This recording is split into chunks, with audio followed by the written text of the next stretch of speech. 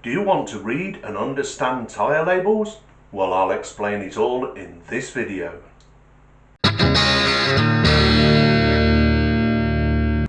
Hi, my name's Andy and this is the Q4 channel and I'm talking from the shed. So, you ever wondered what those tyre labels stuck on the tyre treads really mean and what they're saying to you?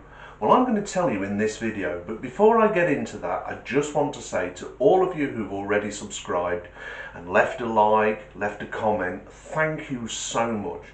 It really means a lot to me, it really does. I just want to say I really appreciate it and thank you. But of course, you know what's coming now. If you haven't already subscribed, hit the subscribe button. Don't forget to hit the bell icon. That way you don't miss out on any future content that I upload. Also, at any time, leave a like, leave a comment. Tell me what you think of these videos, even if it's not very complimentary. I won't be offended. Anyway, let's get into this video. The tyre labels that you see on tyres have information on them that isn't on the tyre wall. In the last video, and I'll try and leave a card for it here so that you know which one to look out for, I explained what all of the numbers and letters on the tyres wall, what they meant. It was explained to you. But the tyre labels are stuck on the tyre tread. The reason they're stuck on the tyre tread is that tyres are stored in racks in the most convenient and space-saving way. But then you can't see what the tyres are. So they have these labels on, so at a glance, the tyre fitters can walk along, grab the right tyre, the tyre that you've ordered, and put it on your car.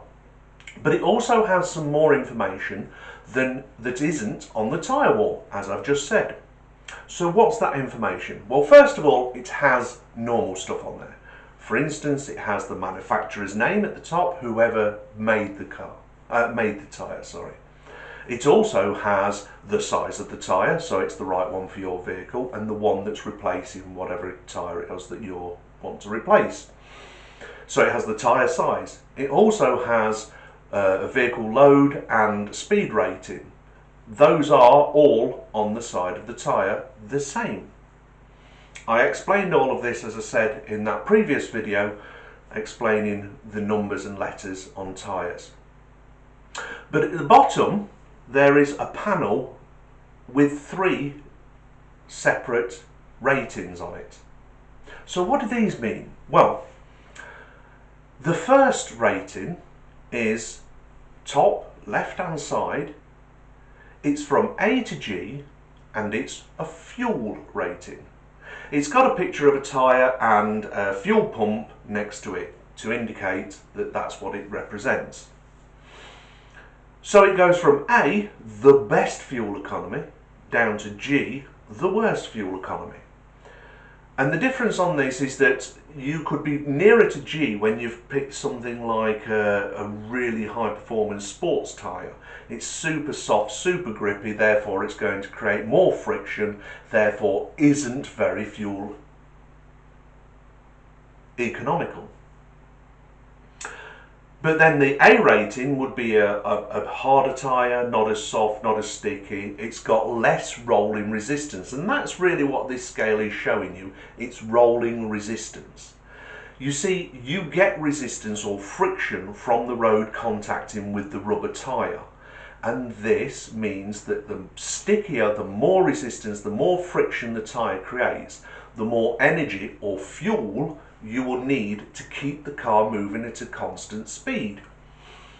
Therefore, it's simple physics really. Therefore, the less resistance, the less fuel you need to use.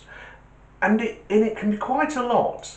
Over a year, it could be as much as £100 saving in fuel from an A-rated fuel, an A-rated resistant tyre to a G-rated resistant tyre, because that rolling resistance can make that much of a difference. But it's a trade-off like anything else.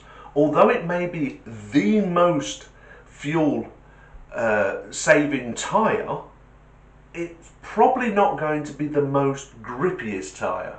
It's not going to be, is that a word, grippiest? It is now. So it's not going to be the most grippiest of tyres. So therefore, it might not be as good in handling.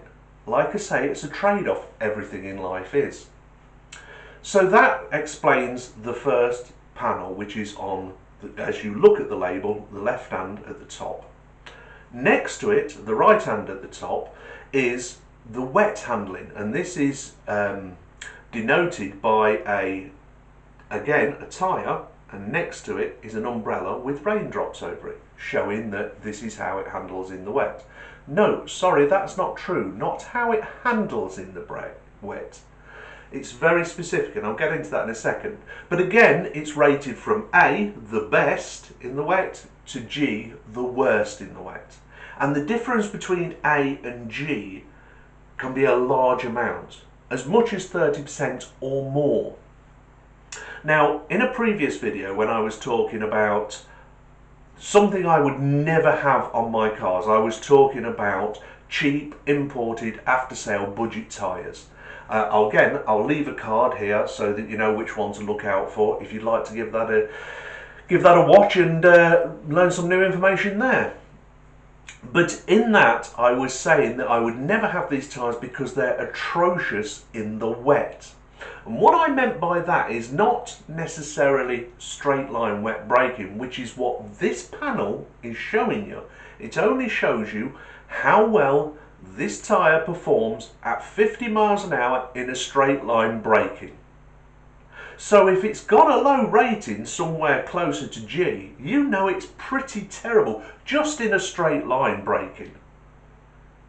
But there is no test for handling in the wet. And in that video I was talking about earlier, I mentioned in that the car companies really put the tyre companies through the ringer to make sure that their tyres are brilliant, not just braking in the wet, but also wet handling. But of course, this panel is only showing the bare minimum, really, of what is expected from a tyre. So that's the top two panels. And then the panel below that, along the bottom, is showing a decibel reading. In other words, how noisy the tyre is. Now you might think to yourself, why is that an issue? Well, it is an issue because if you've got a noisy tyre on your car sounds horrendous. And people don't say, oh, I've got noisy tyres on my car. They tend to say, my car's really noisy. And the tyre manufacturers don't want that. They don't want you to think that their car is anything less than spectacular. So this is why they make tyre companies dance through all these hoops to achieve those goals. But of course, in the after sales, you don't know. All it says is what's on the label.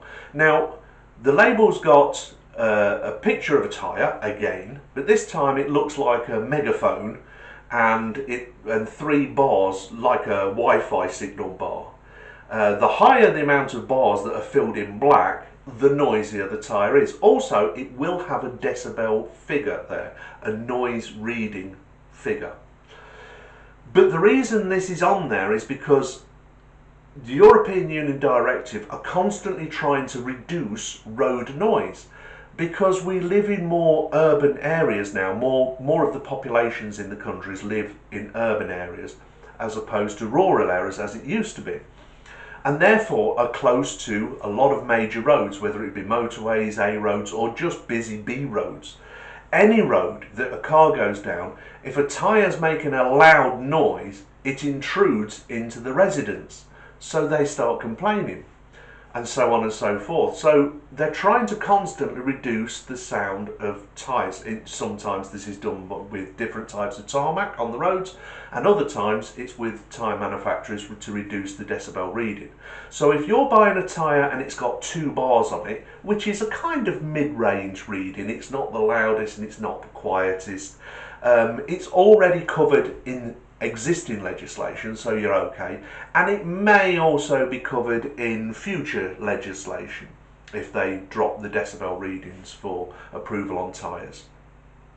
If it's only got 1 bar coloured in, it's a particularly quiet tyre, and that's a good thing. It might be particularly quiet because some tyres actually have foam glued on the inside of the tyre, which deadens the tyre noise. Now, as I said, this isn't necessarily the noise that you hear in the cabin of your car, because you're also insulated from the outside, and you've also got deadening and dampening materials built within the car that are sound suppressants. They are insulation. This keeps the car warm when you put the heater on. It takes away some of the engine noise and exhaust noise, and also the tyre noise, so it's quieter inside the car. Really expensive luxury cars that sound, you drive them and it feels like you're almost in a bubble of silence. I've got a hell of a lot of special material that insulates the car, but is also sound deadening material, so you really don't hear a lot of road noise from that. Your more standard cars have got I've still got quite a lot of this material in there. It looks a lot like felt, quite thick, and it's panelled all around inside behind all of your dashboard and underneath your seats and your carpet, between the boots, the bulkhead, everywhere. And this deadens the sound from outside. So the noise, if you can hear a tyre noise inside the car, think how noisy it is outside the car. Now imagine that there are 100,000 cars an hour making that same noise, and how deafening it is. The white noise would be deafening, and this is what's trying to be reduced. So it's something to look out for. You don't want one with 3 bars on. You don't want one that's got a G rating in wet, and you don't want one that's got a, well, actually the one for fuel economy, that's going to be down to your own personal choice, because you might specifically want a very grippy, very sporty tyre. Then again, you might decide that fuel economy is more for your liking, and therefore you want something with an A rating. But that one is definitely going to be down to your personal choice. So that's what the 3 panels on the labels that you see on tyres are for. Like I say, the other information is already repeated on the side of the tyre wall, and I've discussed that and shown you what card it is that you should look out for that one, and have all of that explained to you. So there you go, that's what labels mean.